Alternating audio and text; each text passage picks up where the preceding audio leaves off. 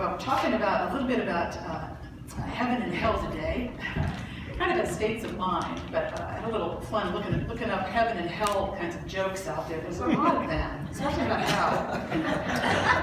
I might have told this one before, but I got a kick out of it. It's a story about a couple from Minnesota, and they were celebrating their something like 25th wedding anniversary, and they thought, well, let's go back down to Florida, that wonderful old hotel we stayed at many years ago. We'll go back to the same old kind of rustic hotel we went to back there. But they were both still working full-time, busy schedules, so they couldn't both leave at the same time. So the husband had to leave on Thursday, the wife was going to leave on Friday.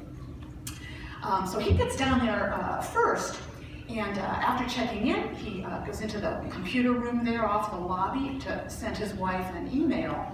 I knew she'd appreciate knowing that he had safely arrived.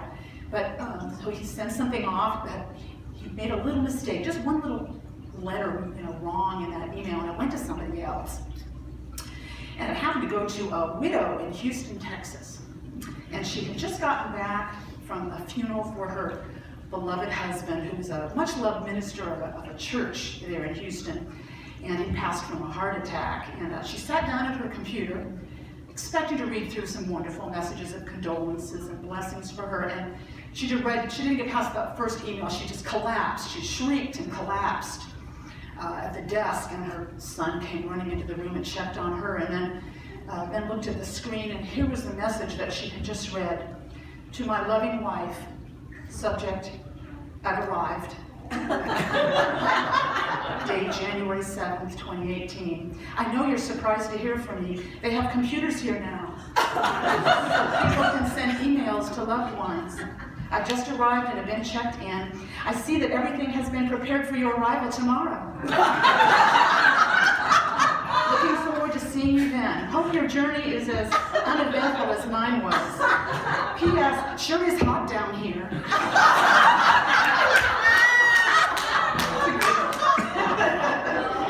One little character wrong.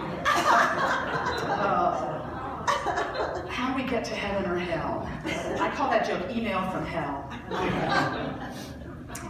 We talk about it in Unity, of course. Hell is really, or heaven as a state of mind, a state of consciousness. It's not just a place that we go after we die, although the journey probably continues. But right here and now, and we believe Jesus taught it that way too. He said, people, it isn't the kingdom of heaven isn't low here or low there. The kingdom of heaven is within you. It's a state of mind. It's a state of consciousness, and so is hell. And I think we've all been both places, have we not? We've all journeyed in both areas, and there are practices that are more likely to keep you on the road to heaven.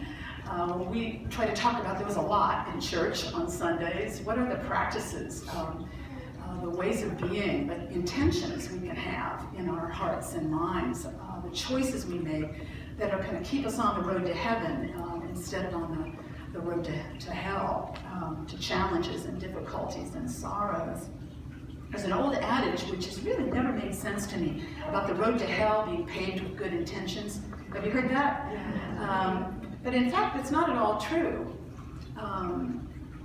No, the road to hell is paved with wrong-headed or unconscious intentions. When we're not thinking about what we're doing, when we're not aware of our intentions at all, that's when we get ourselves into trouble and kind of get away from the path to heaven. I was reading an essay by a Buddhist teacher. I just really liked it.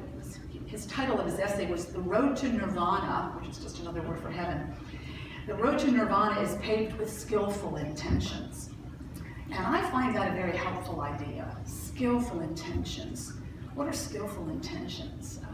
The Buddha, we'll draw a little bit on that today. The Buddha taught that our intentions are the strongest things we can work with to keep us on the road to heaven, to be conscious of what we're choosing, the seeds we're planting.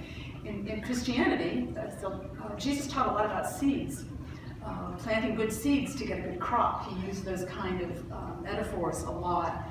And the Apostle Paul wrote the same idea in Galatians 6 when he said, you reap whatever you sow. Whatever seeds you plant out there, that's what you're going to get back. What goes around comes around. Another adage we have for that same principle. I've really been focused on cause and effect lately in different ways, and this is another way of really kind of reflecting on that. Skillful intentions. What are intentions that are skillful? I think the key thing is that they're conscious. We're conscious of our intentions, about how we're showing up and how we want our experience to be, and what we want to put forward, what we want to plant, so that we'll get a good crop, so that we'll get good effects. So they're honorable, they have a good intention behind them as we show up in whatever activity or situation. The challenge that we deal with, I think, is that most of us are not always skillful in our intentions. Often they're kind of mixed up, our intentions, aren't they? There's a lot of times where we'll think we're being wanting to help in a significant way with someone, we're stepping forward in help, but it's not perceived as help. Might be perceived as more interference.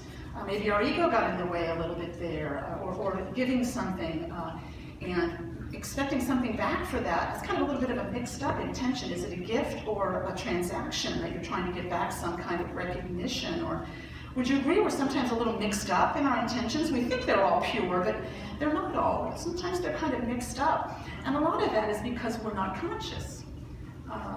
They're unconscious intentions. Certainly, whenever we get drawn into criticism or judgment of ourselves or one another, that's not skillful intentions at work. That's kind of unskillful.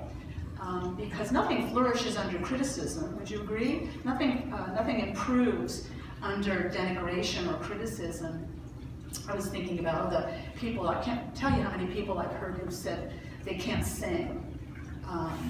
If it was a show of hands, we'd probably have a number of hands go up in the room. Somebody told them sometime, don't sing. You don't have a voice, don't do it. Just mouth the words. All kinds of really unkind things said to people to discourage them from singing. I doubt if that was the intention of everyone who said those things. Do you think they wanted to make sure they never opened their mouth again, that they'd always be embarrassed or insecure about their singing voice? I don't think so. It was unconscious. It was an unconscious moment of criticism or judgment, very common in our lives. Not malicious intent, just kind of unconscious and kind of mixed. I was thinking, many of you know I'm a writer for many years, started exploring writing in all kinds of ways as a child. Poetry, play, writing, novel, tried it all probably. And I participated in a lot of writing support groups down through the years.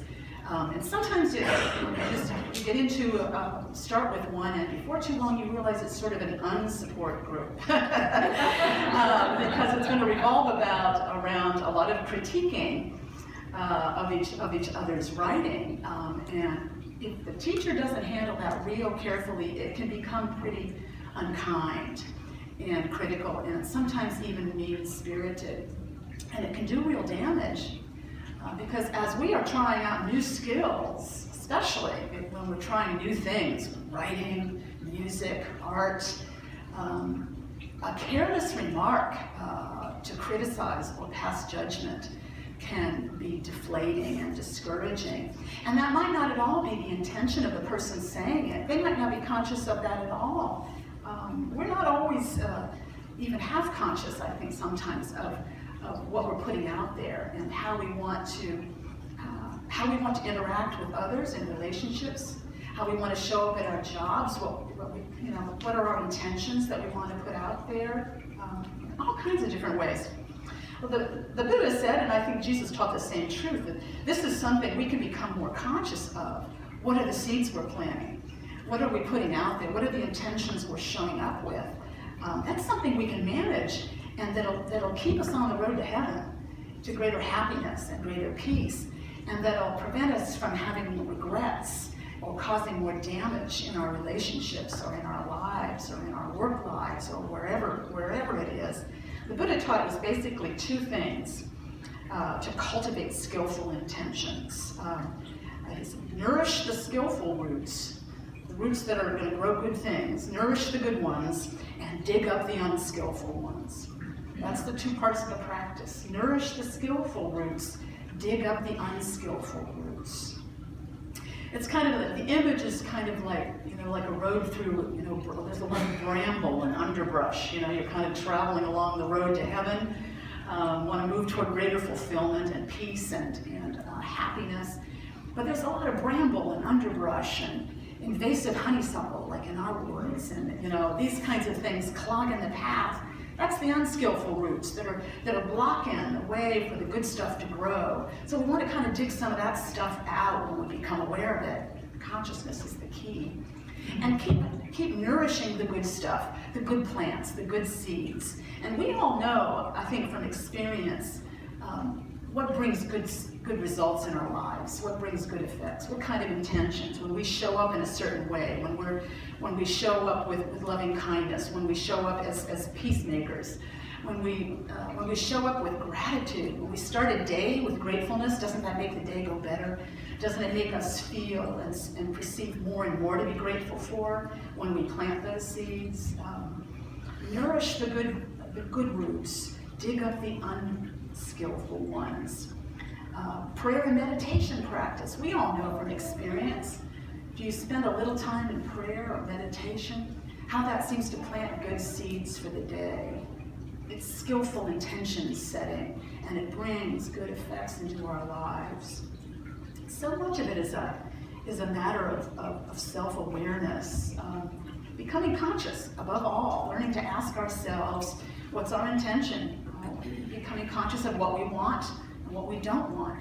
I was thinking of a very humdrum, everyday example, something I've shared with probably a number of you before. That's a little thing we do in our kitchen at our house to try to eat more consciously, to eat better in our lives. It's a small thing, but it's a daily choice.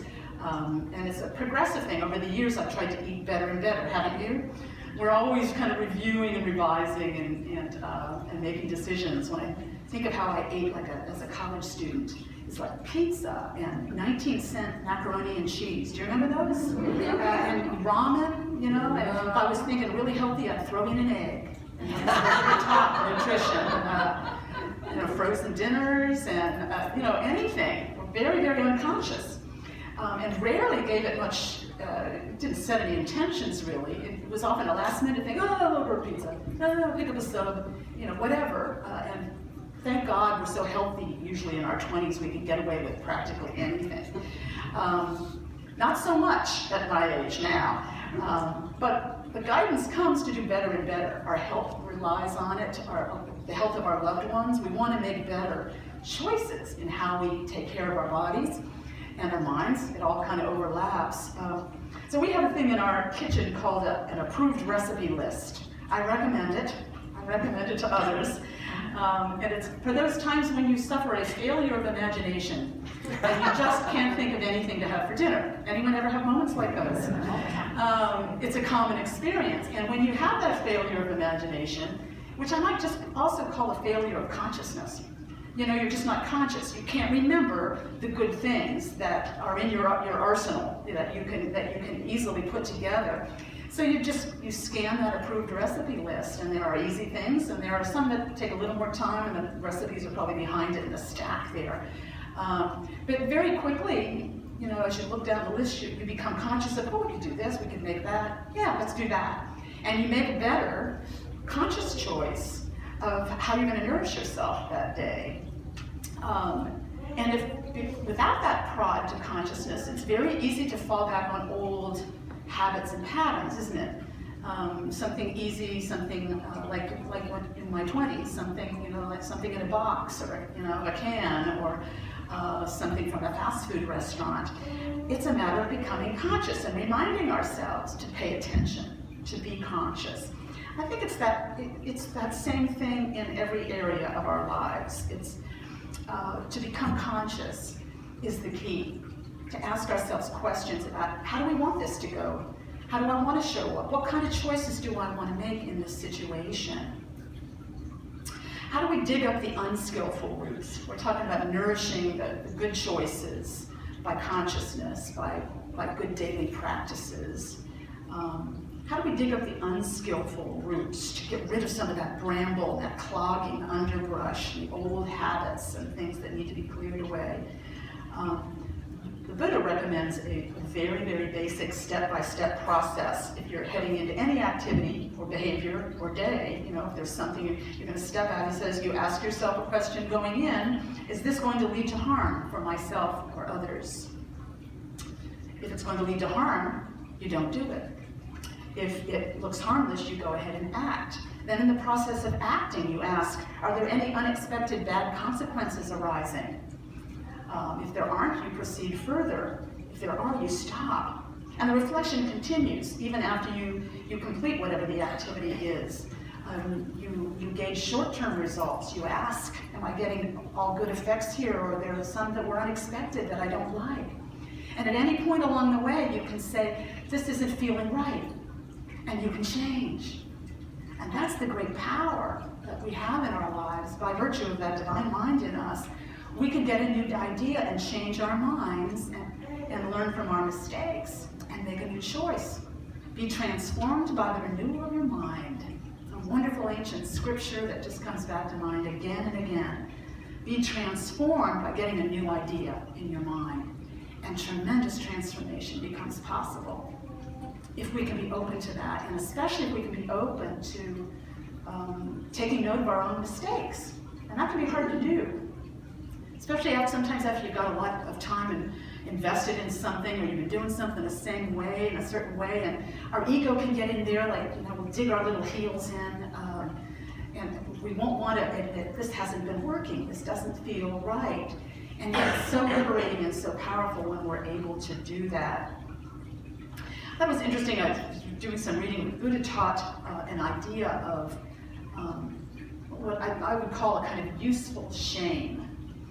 Shame is a really kind of power-packed word in our language, and pretty derogatory, but in ancient Pali or Magadhi, which he spoke, it had a different meaning, a kind of useful shame, the kind of concept of shame. It's not guilt, because that's just burdensome and useless. It undermines your strength, and it's not any kind of a judgment on you, but it's an awareness that a behavior you've been engaged in is somehow kind of beneath you. We've all had a feeling like that. This just isn't up to my own standards. That's a useful concept to have and to feel, because that can motivate that transformation in the mind that leads to a new place, a completely new place. It puts us back on that road to heaven in a big way, and off that road to regret and disappointment and sorrow. I stumbled on a really nice example of it that appeals to my English major background, I guess, but you'll probably all read some John Steinbeck at some point. Grapes of Wrath was the novel everybody, it was a kind of required reading in high school or college, a novel about, really a social justice novel, a novel about the Great Depression and all those who suffered class struggle and so on. Very, very important book. John Steinbeck had done a book before that that was kind of on a similar topic. It was about a strike by migrant workers in California and how abysmally they were treated, and flooding that came, and the complete lack of help they had from the government, and that was his home area, and he was very, very affected by that, and so he wrote a book about that. But he wasn't happy with it, and he didn't want it to go out. He didn't want it published. He was ashamed of it. It was beneath his own standards. So here's a section from this letter that Steinbeck wrote to his publisher. I think this was back in the early 40s, I'm not sure, 39, 40, somewhere around that era. So he writes to his publisher, "This is going to be a hard letter to write. This book is finished, and it is a bad book, and I must get rid of it. It can't be printed. It is bad because it isn't honest. I know you could sell possibly 30,000 copies. I know that a great many people would think they liked the book. I myself have built up a whole proof argument on how and why I liked it. I can't beat the argument, but I don't like the book. Not once in the writing of it have I felt the curious, warm pleasure that comes when work is going well. Really like that. Really like that a lot. He went on in the letter about he felt it happened. The book got bad because of a kind of creative complacency. He said, I got kind of smart and cocky, you see. I started to believe his publicity, that he could write almost anything and it would be okay. He says he's learned a lesson from this experience, and I'm in a little danger now of believing my own publicity. He said, again, I'm sorry, but I'm not ready to be a hack yet. I love the courage of that, the admitting of a mistake. He easily could have had a lot of time and energy invested in that book. It was done. The publisher wanted it, would have made a lot of money. Critics probably would have said it was fine, but it didn't feel right. He was ashamed of it. It was beneath his own standards. 2 weeks later, so he didn't get that book published. 2 weeks later, he was already at work on Grapes of Wrath. He gave himself 100 days to write it. It poured out of him. A year after publication, it got the Pulitzer Prize. And 20 years later, he got a Nobel, and that Grapes of Wrath was one of those pivotal accomplishments that got him to that level of achievement. How important it is to be able to say, this is beneath me, this isn't working, I didn't have the right intention here, I've lost my footing along the way, this isn't feeling right, and I'm stopping that. I'm redirecting. It can be hard to do that in the midst of a life, in the midst of responsibilities, but it's so important. This is how we are transformed by the renewal of our minds. We get a new idea, and creative power of God in us, I think it just sets it free in all new ways, powerful ways, when we acknowledge that guidance and say, I'm not going to do that anymore. That's not working. I'm going to move in this direction. And that opens the floodgates. Opens the floodgates of guidance and direction to come, just like it did for John Steinbeck. In the midst of all our lives, I think we have to have the courage to change our minds and kind of dig up those unskillful roots. I think anybody going into a recovery program, they've reached a point where they go, this isn't working, not doing this anymore. I'm moving in a new direction. That's a powerful moment in a life where you are kind of supercharged, I think, to move toward greater happiness and peace, to get back on that road to heaven in a big way, and to really cut away some of that underbrush that's not going to clog your path any longer.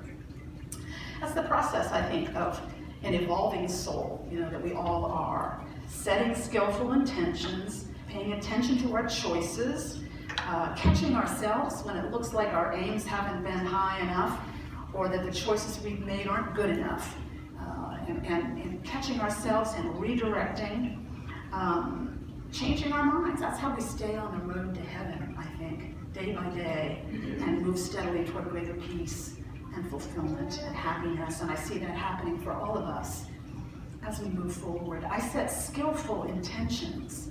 I am on the road to heaven. Would you like to join me in that affirmation?